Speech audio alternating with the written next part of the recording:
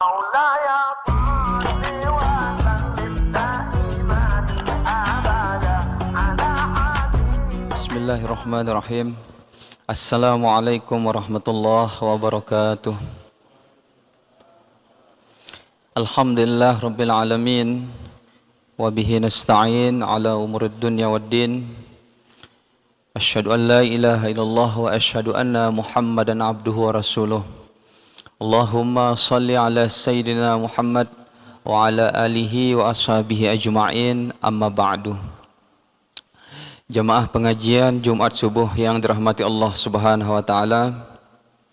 Alhamdulillah rabbil alamin.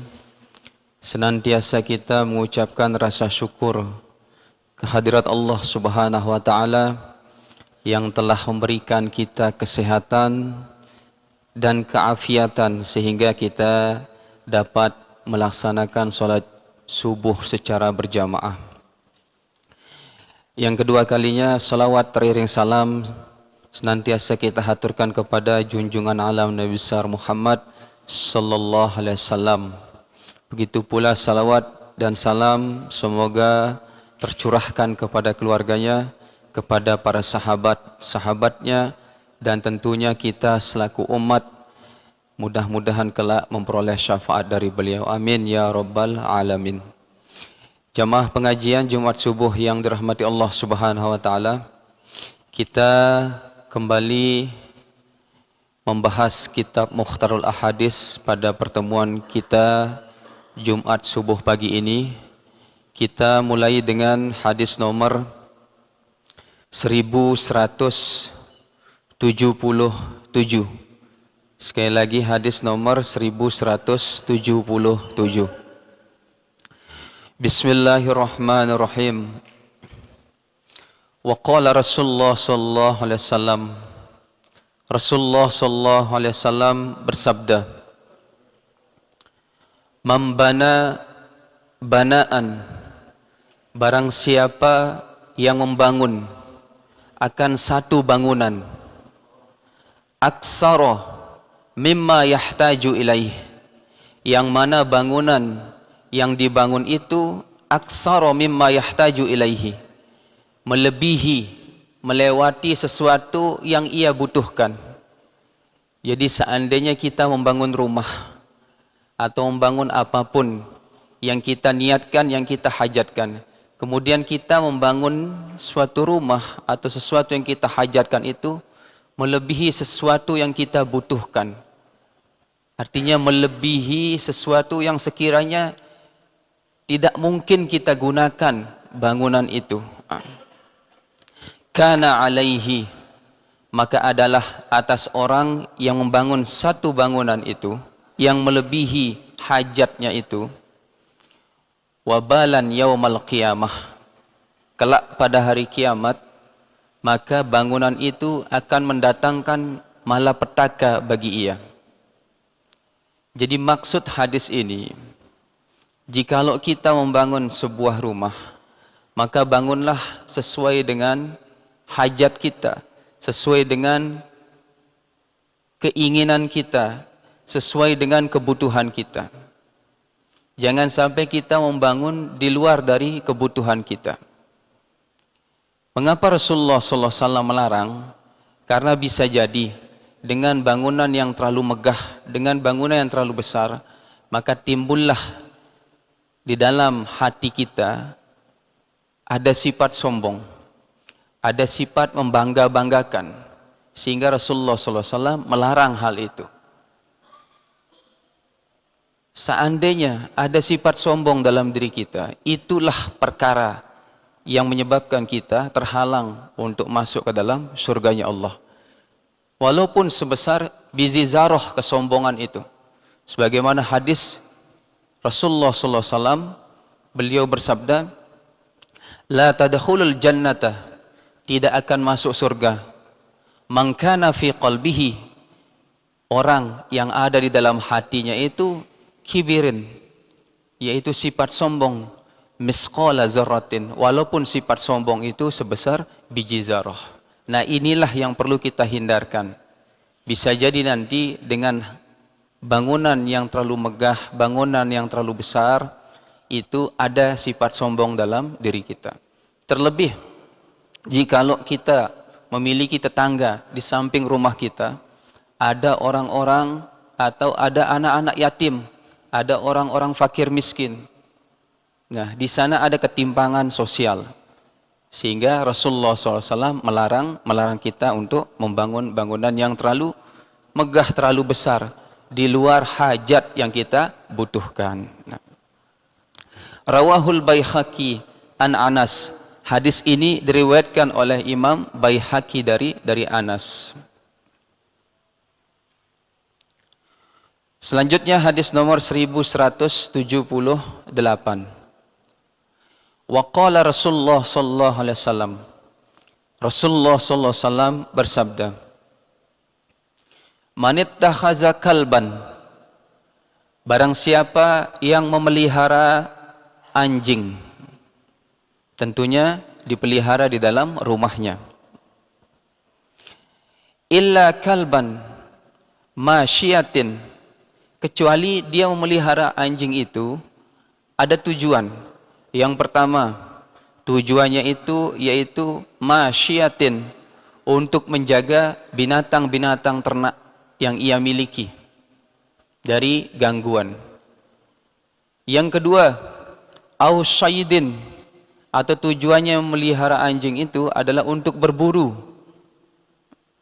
Yang ketiga, au zar'i, atau untuk menjaga zara' kita, tanaman-tanaman kita. Nah, tiga hal ini dibolehkan dalam agama jikalau kita memelihara yang namanya seekor anjing. Yang pertama, untuk menjaga binatang ternak kita.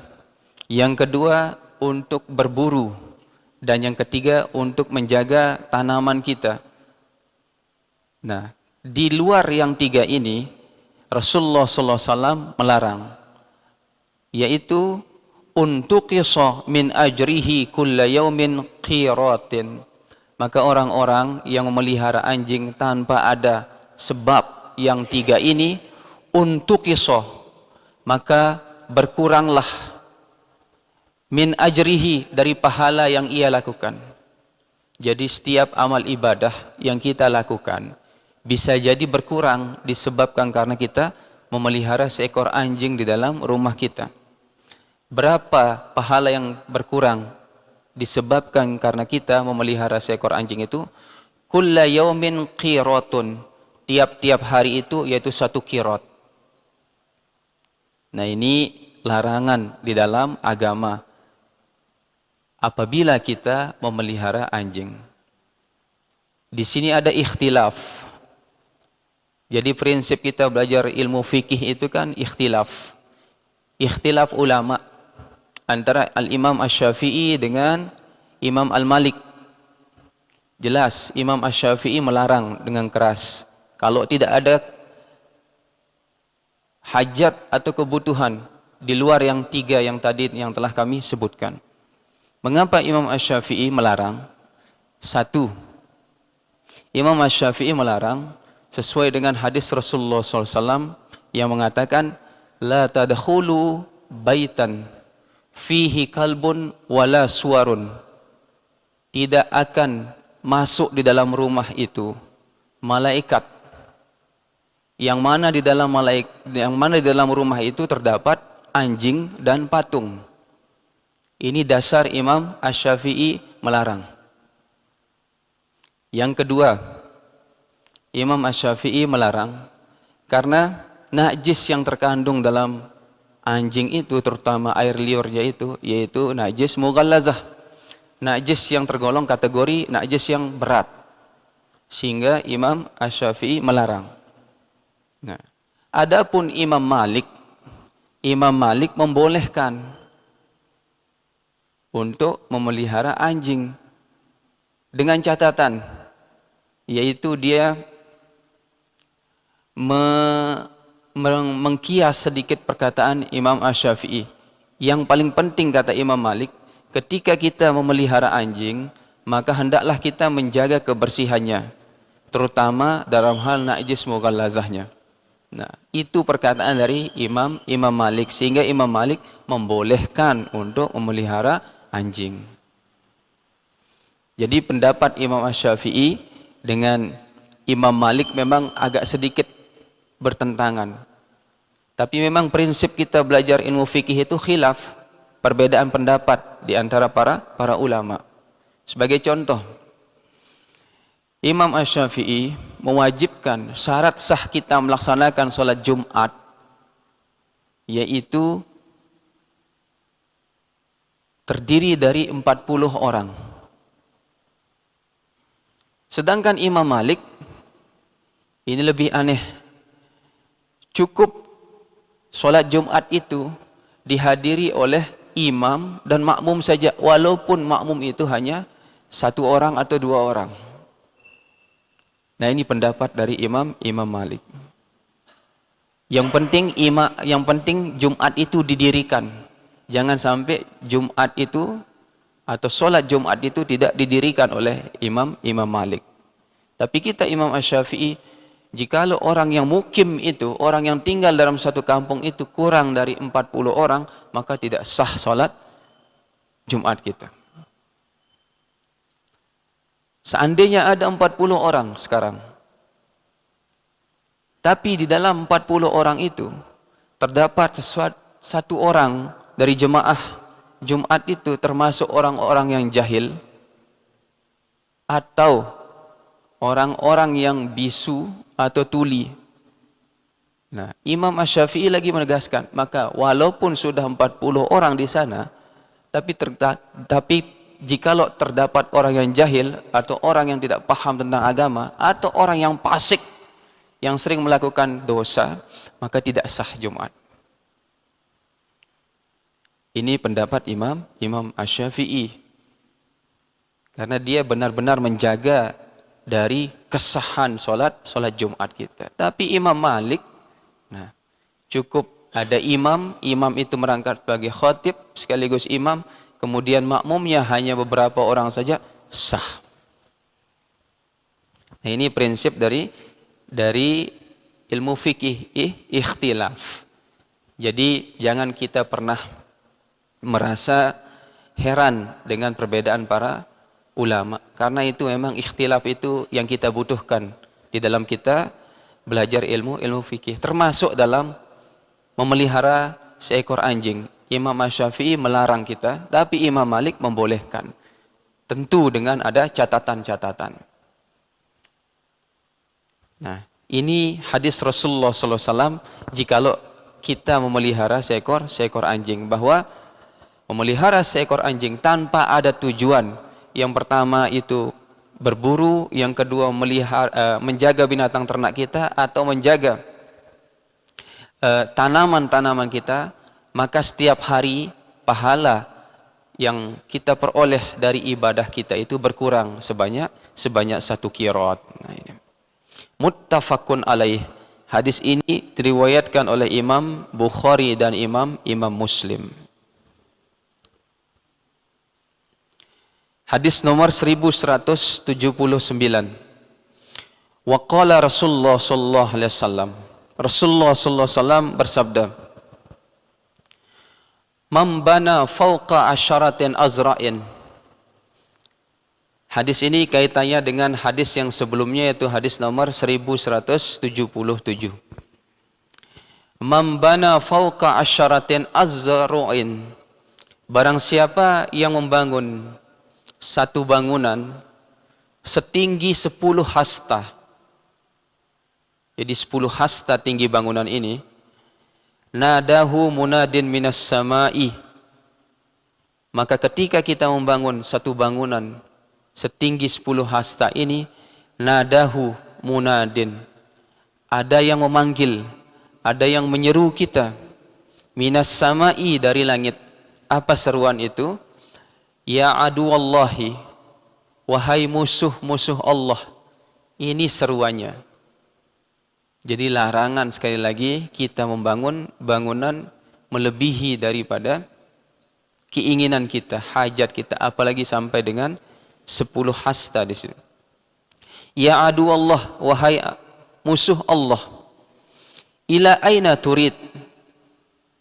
Kemana engkau? Ini perkataan dari langit yang menyuruh kita. Jikalau kita membangun bangunan setinggi 10 hasta. Jadi kita termasuk kategori dari musuh-musuh Allah ini. Nah, ini larangan sekali lagi. Hadis ini berkaitan dengan hadis yang sebelumnya. Rawahu At-Tabrani. Hadis ini diriwayatkan oleh Imam At-Tabrani an Anas dari Anas radhiyallahu anhu. Hadis nomor 1180. Mamba'a jilda udhiyatihi. Rasulullah SAW bersabda, barang siapa yang menjual jilda, kulit, udhiyatihi, kulit dari hewan yang kita kurbankan, fala udhiyatalah, maka tidaklah ia termasuk orang-orang yang berkurban. Jadi ini yang sering terjadi di kampung kita ini. Dilema kita, ada sahibul kurban menyerahkan hewan kurban kepada amil. Kemudian setelah dia menyerahkan hewan kurban kepada amil, yang jadi pertanyaannya, kulitnya dikemanakan? Karena kulit itu menurut hadis ini tidak boleh dijual. Maka jikalau orang yang berkurban itu menjual kulit atau mensedekahkan kulit itu kepada orang yang menyembelih, maka tidak ada baginya kurbannya. Nah, sekali lagi prinsip ilmu fikih itu ikhtilaf. Jumhur ulama mengatakan bahwa, artinya kesepakatan ulama mengatakan bahwa kulit yang telah diberikan kepada orang-orang yang mengurus untuk kita berkorban, yaitu amil-amil, maka itu tidak boleh dijual, harus disedekahkan. Itu jumhur ulama mengatakan, sepakat. Akan tetapi ada sebagian ulama yang mengatakan bahwa jikalau kita menyerahkan hewan kurban, kemudian hewan itu disembelih oleh amil, tidak mengatakan masjid. Sekali lagi, tidak mengatasnamakan masjid, amil. Maka amil itu boleh menjualnya. Akan tetapi hasil penjualannya itu harus disedekahkan kembali. Nah, ini kan jalan yang diberikan oleh ulama. Jadi prinsip sekali lagi fikih itu adalah ikhtilaf. Walaupun jumhur ulama mengatakan, sebagian besar ulama mengatakan tidak boleh menjual, ada beberapa pendapat ulama mengatakan boleh dijual oleh amil tapi tidak mengatasnamakan masjid. Kemudian hasil penjualannya itu disedekahkan. Mengapa ulama berpendapat seperti ini? Agar kulit itu tidak sia-sia. Kulit itu bisa dimanfaatkan. Jadi ini sekali lagi prinsip dalam fikih itu adalah ikhtilaf. Sehingga kalau kita belajar fikih itu ikhtilaf terus yang kita pelajari, perbedaan-perbedaan pendapat. Semakin banyak kita membaca buku tentang ilmu fikih, semakin banyak kita membaca kitab karangan-karangan ulama tentang ibadah, maka semakin luas pemikiran kita. Kita tidak bergantung kepada satu pendapat saja. Akan tetapi banyak pendapat-pendapat yang diutarakan, yang dikeluarkan oleh ulama sebagai jalan untuk kita. Karena Islam ini bukan hanya jalan yang mentok satu jalan saja, tapi jalan yang diberikan oleh ulama itu banyak sekali. Sebagai contoh, kita berhaji, jikalau kita memegang pendapat Imam Asy-Syafi'i ketika kita berada di tanah Haramain, maka mungkin kita termasuk jamaah yang lelah. Mengapa dikatakan lelah? Setiap kali kita tawaf kita bersentuhan. Setiap kali kita tawaf bersentuhan dengan orang-orang ajnabi, orang-orang luar atau yang bukan mahram kita. Kembali kita melakukan wudhu. Nah itu kan tidak bisa kita berpegang kepada satu pendapat ulama saja. Maka di sanalah pendapat ulama yang lain itu kita pegang. Nah ini prinsip dari fikih, sekali lagi ikhtilaf ulamanya. Jadi hadis ini mengatakan bahwa barang siapa yang menjual kulit binatang sembelihannya atau binatang atau hewan kurbannya, maka dia tidak termasuk orang-orang yang berkurban. Nah, diteliti lagi oleh ulama tentang hadis ini. Rawahul Baihaqi. Hadis ini diriwayatkan oleh Imam Baihaqi. Hadis nomor 1181.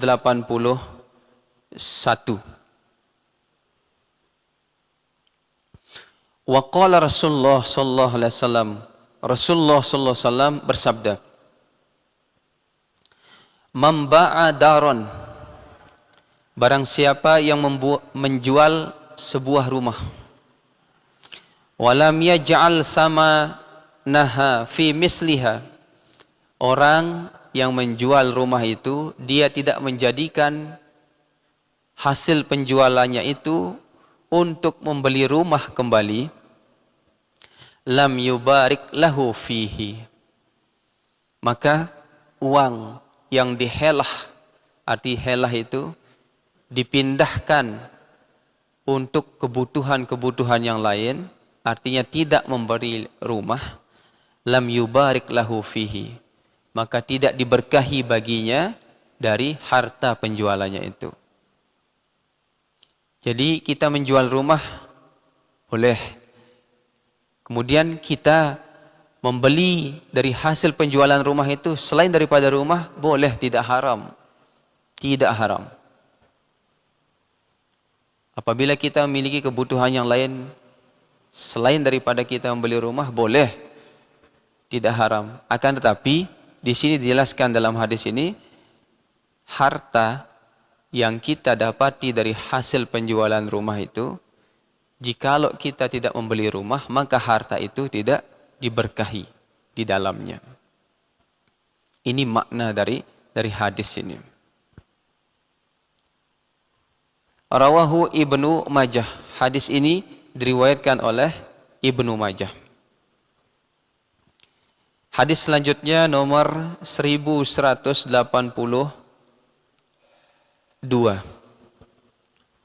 Wa qala Rasulullah sallallahu alaihi wasallam. Rasulullah sallallahu alaihi wasallam bersabda, Min husni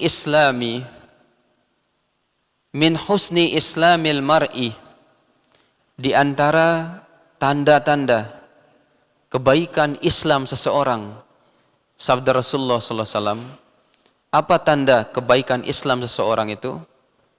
Tarkuhu ma la yu'nihi, yaitu dia meninggalkan sesuatu yang tidak mendatangkan manfaat bagi dirinya.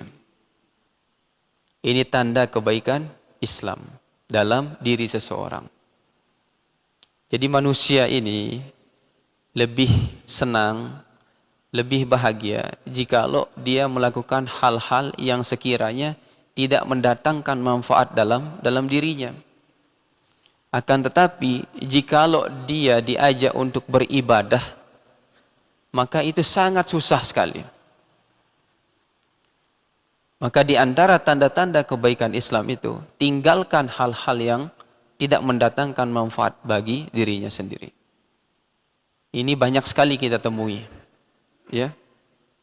Di antaranya tanda kebaikan Islam yang sering kita temui sehari-hari itu, yaitu kita meninggalkan perkataan-perkataan yang tidak mendatangkan manfaat dalam diri kita.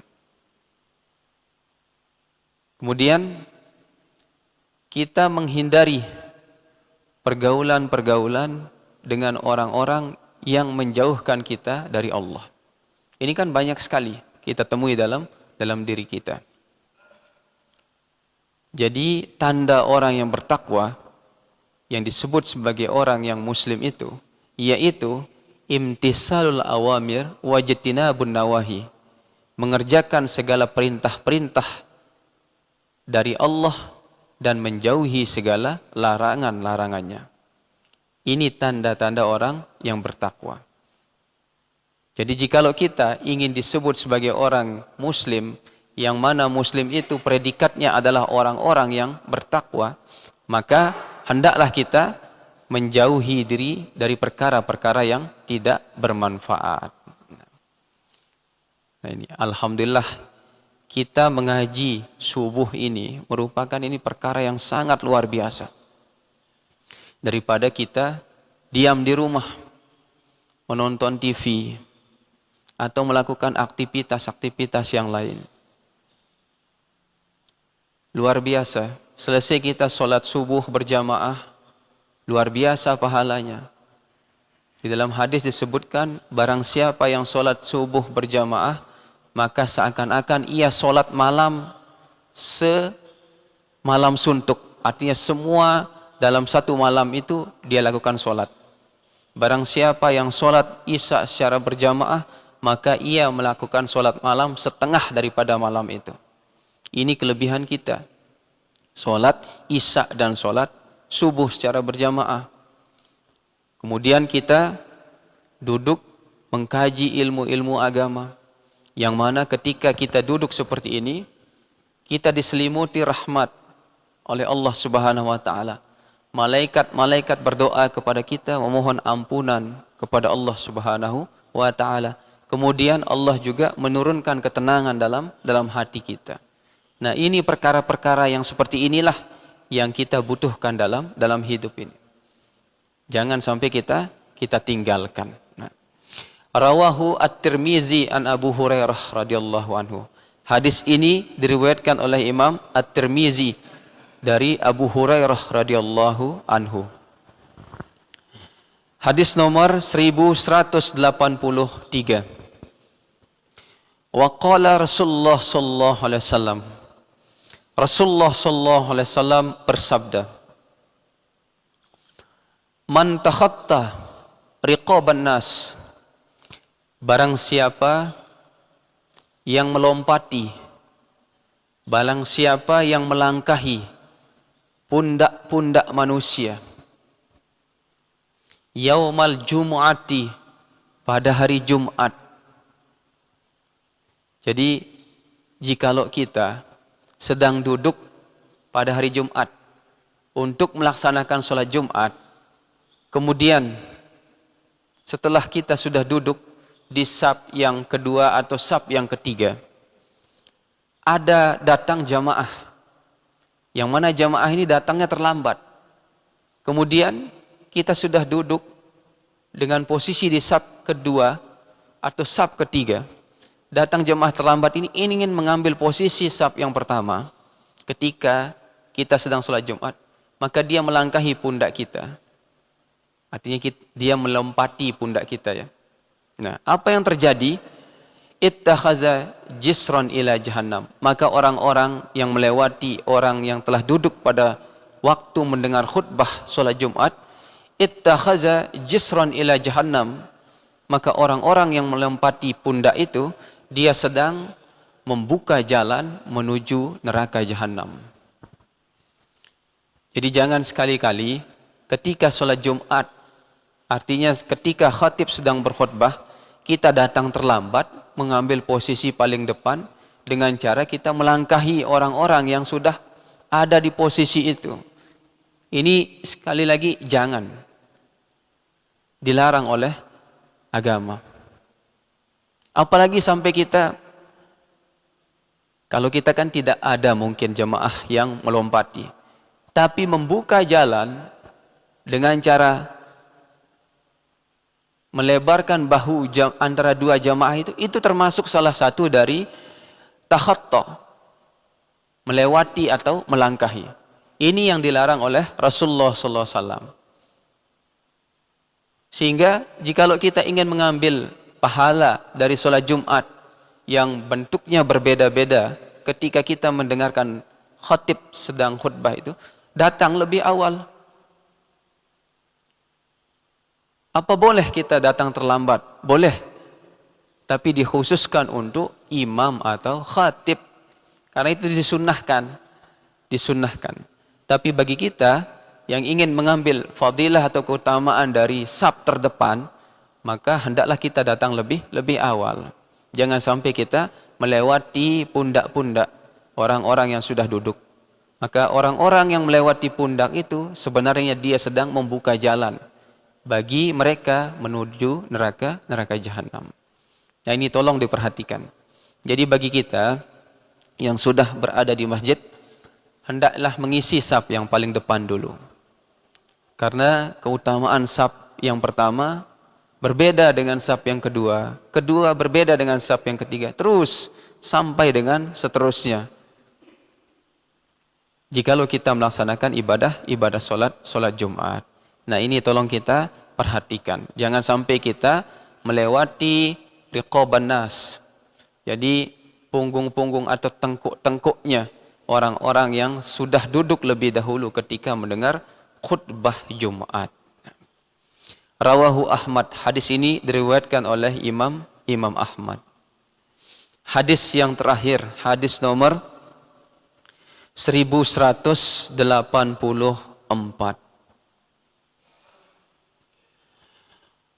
Wa qala Rasulullah sallallahu alaihi wasallam, Rasulullah sallallahu alaihi wasallam bersabda,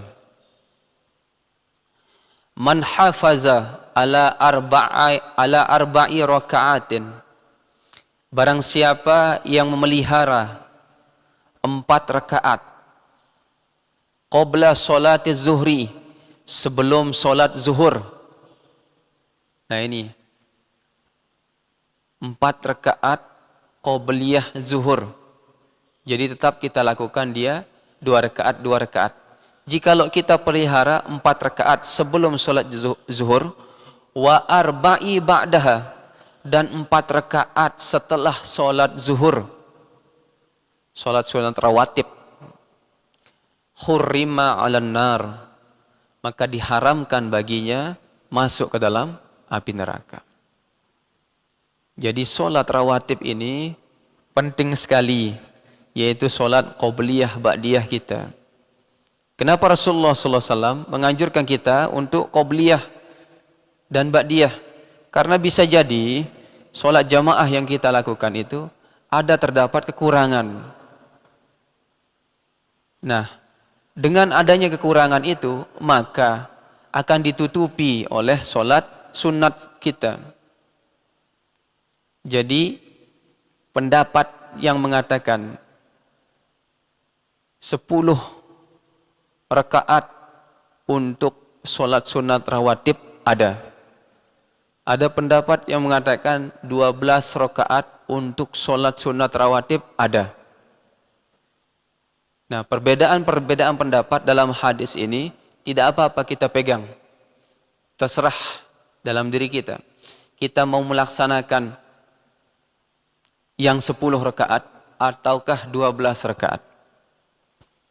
Adapun yang 12 rakaat, maka hadis ini tidak termasuk di dalamnya.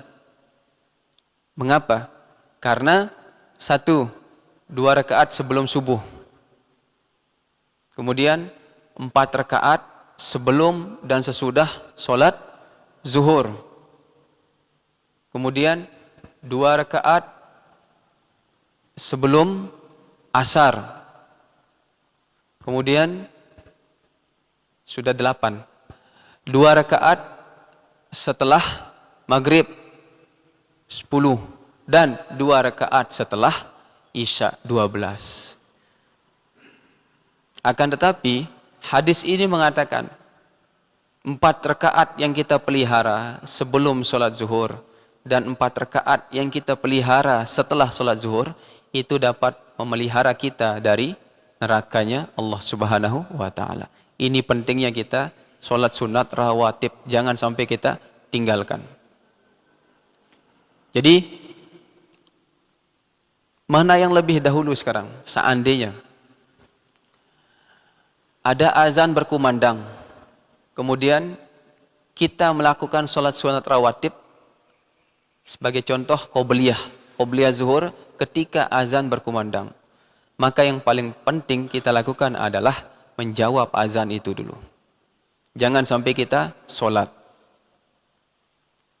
Ini jalan yang diberikan oleh ulama. Mengapa? Karena jikalau kita menjawab azan terlebih dahulu, pahala kita menjawab azan kita dapat, pahala solat juga kita dapat. Tapi jikalau kita solat dulu ketika orang sedang azan, maka pahala dari azan itu tidak kita dapati. Ini pendapat ulama ini. Memberikan kita jalan agar kita memperoleh fadilah-fadilah atau keutamaan-keutamaan dari kita beribadah. Nah, jadi sekali lagi, solat sunat rawatib terbagi dua. Ada yang qobliyah dan ba'diyah. Ya. Adapun pendapat-pendapat yang mengatakan 10 rakaat atau 12 rakaat dari hadis-hadis yang lain, boleh mana saja kita pegang. Yang penting kita melakukannya. Fungsi dari solat sunat rawatib ini adalah untuk menutupi, untuk menambal solat jamaah kita. Seandainya terdapat dalam solat jamaah itu terdapat kekurangan atau kekhilafan kita ketika kita solat secara berjamaah. Nah, ini pentingnya namanya kita solat sunat rawatib. Rawahu al-arba'ah wal hakim. Hadis ini diriwayatkan oleh imam yang 4 dan Imam Hakim. Jemaah pengajian Jumat subuh yang dirahmati Allah Subhanahu wa taala. Beberapa hadis pada pertemuan kita Jumat pagi ini telah kita bahas, dan mudah-mudahan apa yang telah kita baca sekaligus kita bahas pada pertemuan kita pada pagi hari ini diberikan keberkahan oleh Allah Subhanahu wa taala dan mudah-mudahan bermanfaat bagi kita semua. InsyaAllah akan kita lanjutkan kembali pada Jumat yang akan datang. Dan mari kita tutup pengajian kita dengan bersama-sama kita membaca doa kafaratul majlis dan berdoa kepada Allah Subhanahu wa taala. Subhanakallahumma wa bihamdika asyhadu an la ilaha illa anta astaghfiruka wa atubu ilaik. Auzubillahi minasyaitonir rajim. Bismillahirrahmanirrahim. Alhamdulillah rabbil alamin. Hamdan yuafi ni'amahu yukafi'u mazidah. Ya Rabbana lakal hamdu kama yanbaghi li jalalika wajhikal karim wa li azimi sultani. Allahumma salli ala sayyidina Muhammad wa ala alihi wa sahbihi wasallam. Allahumma jammilna bil afiyati was salamah wa haqiqna bit taqwa wal istiqamah wa aizna min mujibatin nadamah innaka as-sami'ud du'a. Allahumma ja'alna wa iyyahum fi kanafika wa amanika wa iyazika min kulli syaitanin marid wa jabbarin anid wa zi'ainin wa zibaghin wa zihasadin wa min syarri kulli syarr innaka ala kulli syai'in qadir. Allahumma ghfir lana wa liwalidina warhamhum kama rabbawna shighara. Allahumma a'tiq riqabana wa riqaba abaina wa ummahatina wa zurriyatina wa zawjatina wa ikhwanina minan nar. Rabbana zalamna anfusana wa illam taghfir tarhamna lanakunanna minal khasirin. Rabbana atina fid dunya hasanah wa fil akhirati hasanah wa qina azabannar. Subhana rabbika rabbil izzati amma yasifun. Wassalamun alal mursalin walhamdulillahi rabbil alamin. Wassalamualaikum warahmatullahi wabarakatuh. مولاي